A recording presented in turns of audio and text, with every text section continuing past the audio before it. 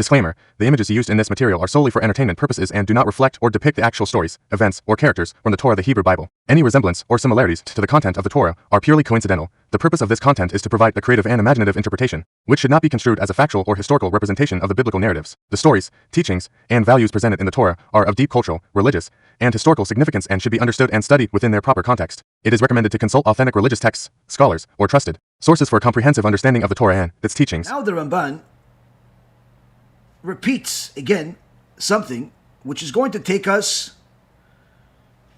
to a mystical part of the Torah that I know many people like, myself included, but has a lot of weight. I've informed you that according to the food will be the blood, which is formed from it. And according to the blood will be the seed. And according to the seed will be the child. You know already what we have said, that a horse will not give birth to an eagle, and not to any other animal. And no other creature will come and breed a man, nor from a wheat is not going to create lentils. Therefore it is said that a dirty and coarse seed can only give birth to a despicable and abominable man. As it says by King David in Psalm 58 verse 4, the wicked are estranged already from the womb. Here the Ramban again does not skip a beat, does not sugarcoat anything. If he said this, in most synagogues in the world today, they would throw him out. If I said this in synagogues today, they throw me out. Why? No one wants to hear the truth. Unless you chase the truth. Especially if the truth hits home. Like this, truth that you cannot dispute. This is a early sage. This is a Rishon from 700 years ago. It's not like, we came up with some ideas and it makes sense. This is indisputable Torah. So here we have the Ramban telling us this is the basic foundation. This is the outcome. Now, one of the things that he repeats is that this food will turn into blood and then thereby seed and thereby a child, and a horse will not give a birth to a bird or eagle. In so many words, you're going to produce what you are. If you are elevating yourself to a state of holiness, you'll produce good. If you act despicable, you'll produce something despicable. Now, in one of the verses in the chapter 13 of Leviticus, where it talks about the afflictions are called in Hebrew negaim. Negaim, or this is plural. In nega is a single affliction. What is an affliction? What is this affliction? Where else do we see this word affliction? We heard that King David mentions it. Let's see what else King David can tell us. The book of Samuel. Samuel 2, chapter 7, verse number 14. King David is being told by the Navi Natan, that the word of Hashem is that King David is not going to build the Bet HaMikdash. He'll build the foundation, but he won't build the Bet HaMikdash, but he will have a son. Through his marriage with Bathsheba, that will build the Bet HaMikdash. But Natan HaNavi doesn't stop there. He tells King David a very important message, and in so many words, a warning for that son. אני אהיה לו לאב, והוא יהיה לי לבן, אשר בעבותו, והכרתיו בשבט אנשים ובנגעי בני אדם. I shall be a father unto him, and he shall be a son unto me, so that when he sins, I will chastise him with the rod of men and with the afflictions of human beings. Afflictions. Now, if somebody reads the Torah like the people that read storybooks, they read things literally. Okay, this didn't say anything new. Okay, so he'll be chastised, he'll get afflictions from people. Fine, God will rebuke him.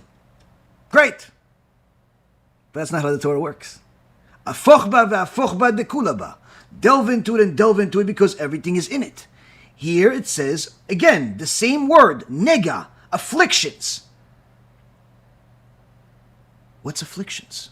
Is it tzarat? No, we already know it's more than tzarat. Is it skin disease? Is it physical disease? We already know it's more than that. What else is it? Why does it say afflictions of human beings? Who else would it be from? Rashi Alamakom says, nega. Nega is demons. HaKadosh Baruch Hu will rebuke the son of David, Shlomo, with demons. Whenever he doesn't act well, whenever he doesn't do well, whenever Hashem needs to rebuke him, the damage will come through demons. Where do we see this? Talmud Bavli, Gemara Masechet Gitin, page 67b, Mishnah. Says, Misha Chazo Kurdiakus V'amar kitvu get leishti lo amar klum. If a person was seized by a kurdiakus and said, write a get for my wife, we consider it as if he didn't say anything. So the Gemara says, what is this kurdiakus? Kurdiakus? What is kurdiakus? Overcame somebody? Kurdiakus? What is it? He got a cold? And why don't we consider what he said? He said he wants to divorce his wife, give her a get. But if he has kurdiakus, no. So what is this, like a spiritual asthma? Gemara says no. Kurdiakus is a type of demon. Kurdiakus is a type of demon that goes into a person. You can call it a dibuk. But it comes as a result of a person drinking a lot of wine. Large quantities of fresh wine. So if this person is possessed by some type of demon, and he says that he wants to divorce his wife, or anything that he says, we don't take it seriously. We ignore what he says, because obviously, he's not in control of himself. So then the Gemara continues, on page 68a, and says, okay, we learn about this kurdiakus. What else is there? Gemara says, oh, there's a lot. There's a whole lot. What's a lot? Rabbi Yochanan says, there was a town that had 300 demons, 300 different types of demons, in a town called Shichin. Meaning that there are different types of demons. It's not just one type of demon, one size fits all. There are ones that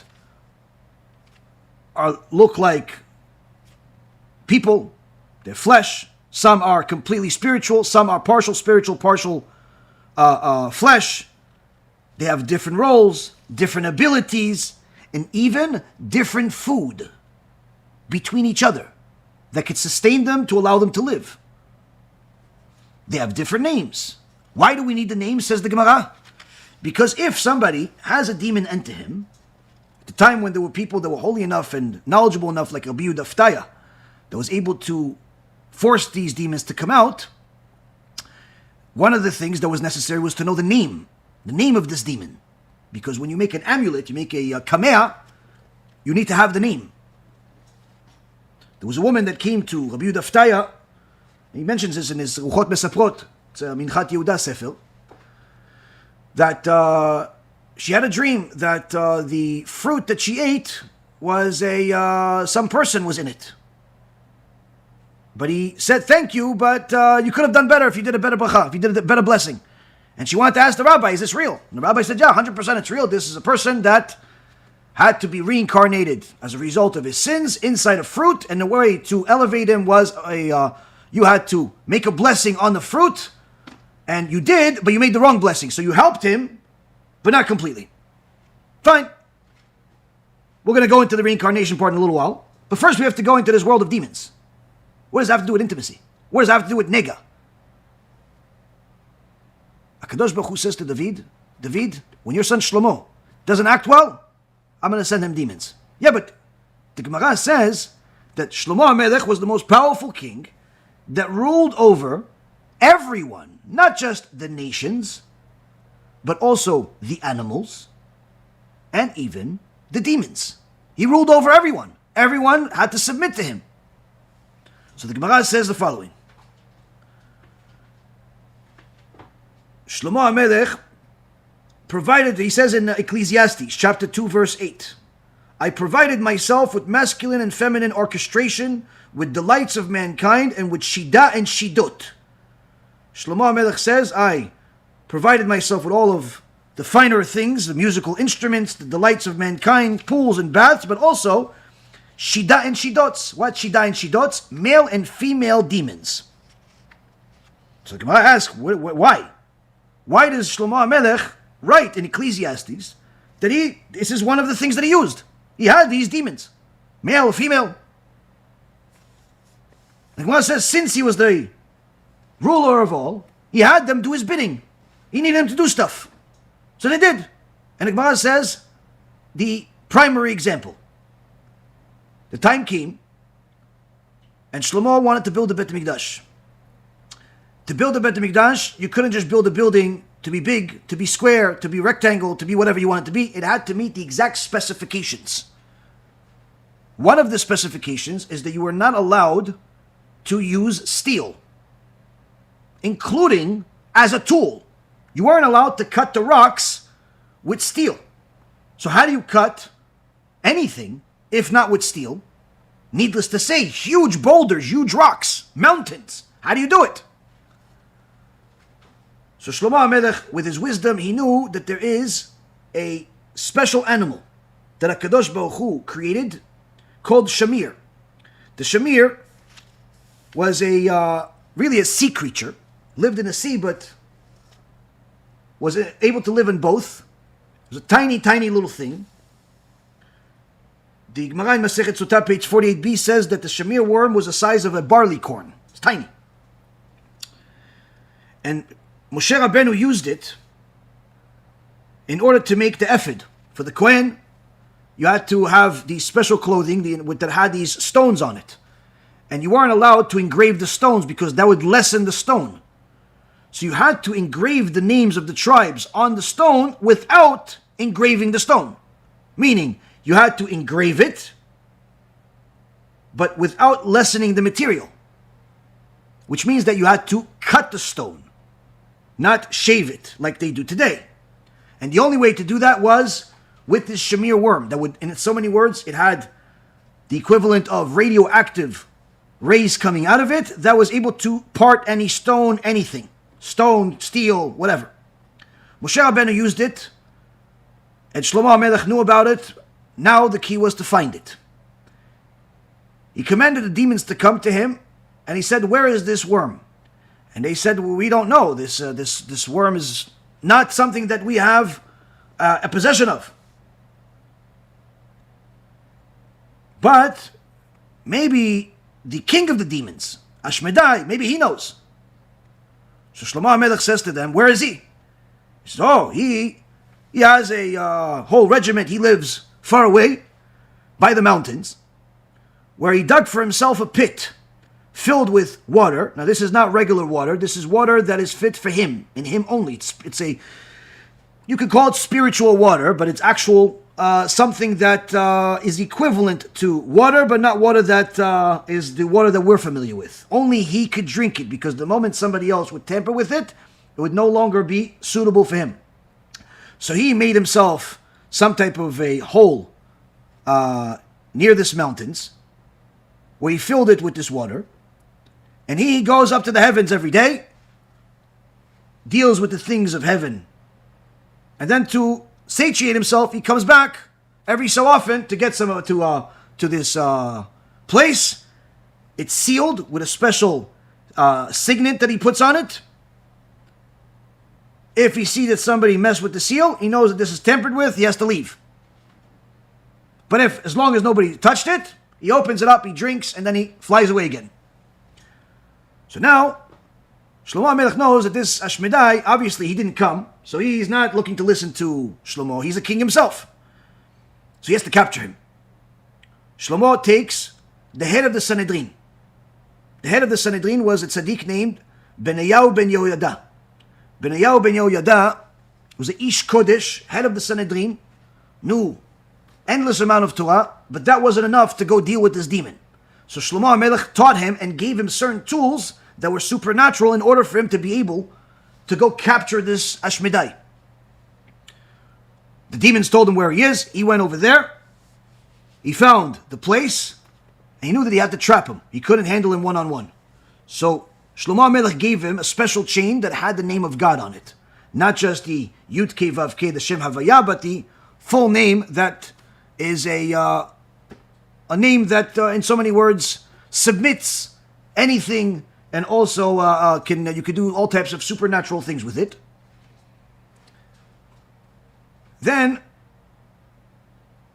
he gave him some other tools that he's able to do things that are not regular things of this world, but also he gave him some wine, but it wasn't regular wine.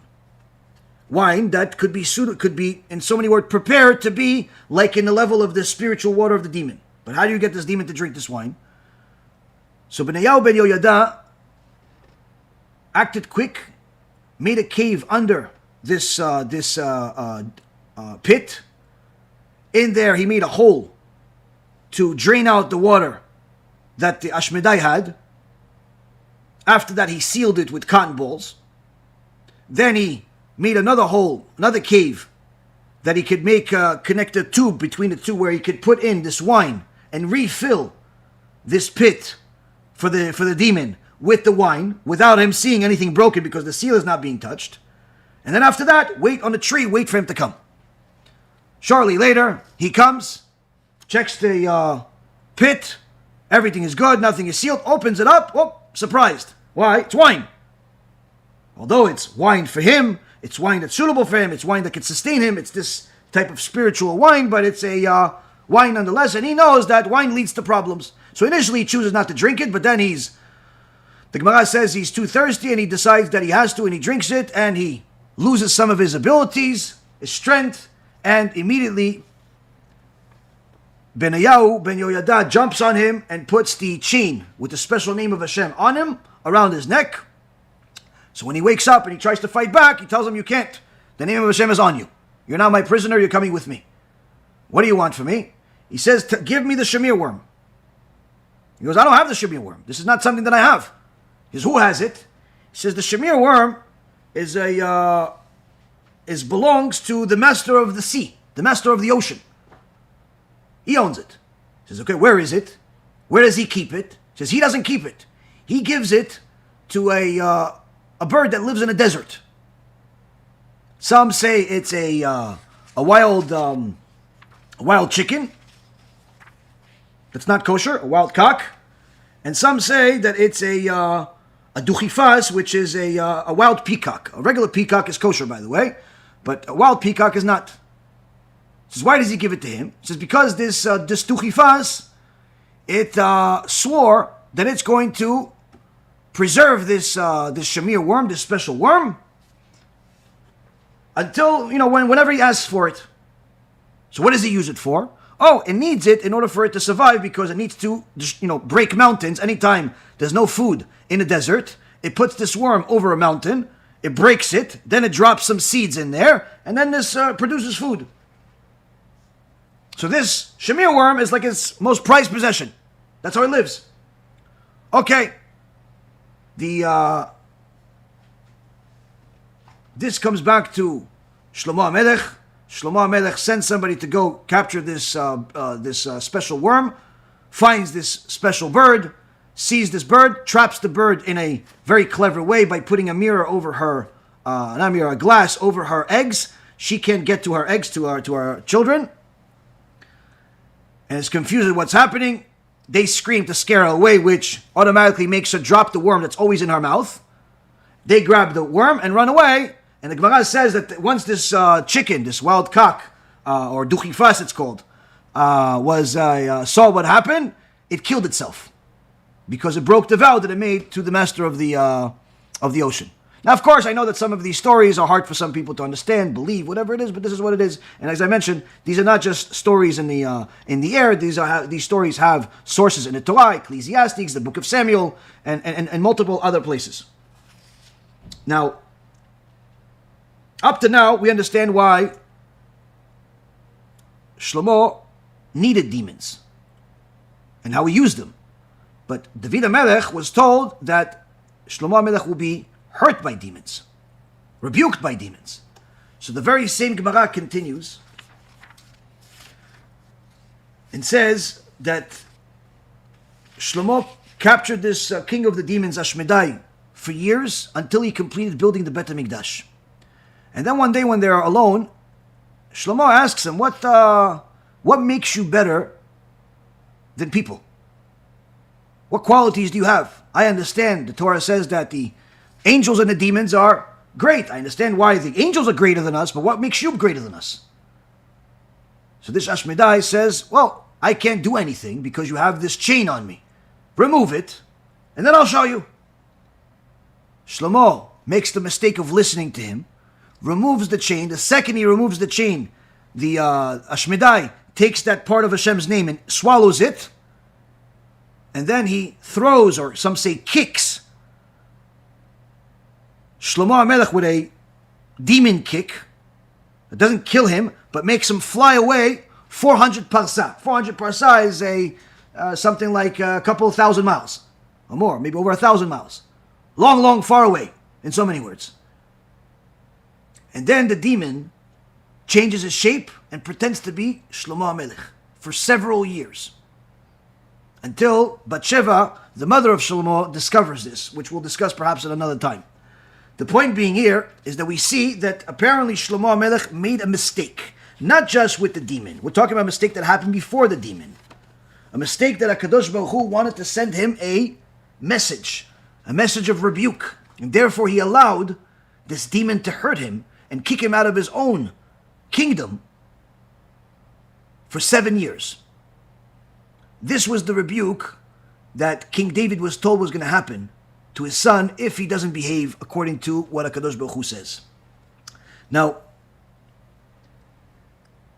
here we see that this negaim are not just physical afflictions of skin disease, STDs, mental issues, spiritual issues. No. We see that these negaim can also be afflictions where a person that is immoral, a person that is doing things that are the opposite of what HaKadosh Baruch Hu says, the opposite of what the Ramban here is giving us details. Some of the afflictions can literally be supernatural creatures torturing a person in their dream, torturing a person in their real life. A person can have constant dreams of things that are immoral, which causes him to waste seed. Even though while he's awake, he's protecting himself, he doesn't look. But he constantly has these dreams.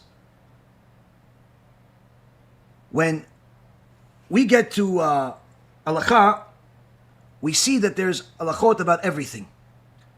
There's laws about everything, including how to sleep. And Shulchan Aruch paskins that you're not allowed to sleep on your back. Some chachamim are even stringent enough to say that you're not even allowed to lay on your back. But the halakha is not as difficult. The halakha is you're just not allowed to sleep on your back. Now, if a person falls asleep and obviously loses control of his body, he doesn't know what he's doing because he's sleeping and he ends up waking up and he's on his back, that's a different story. That's not a problem. We're talking about electively choosing to go to sleep on the back, not allowed to do so. Why?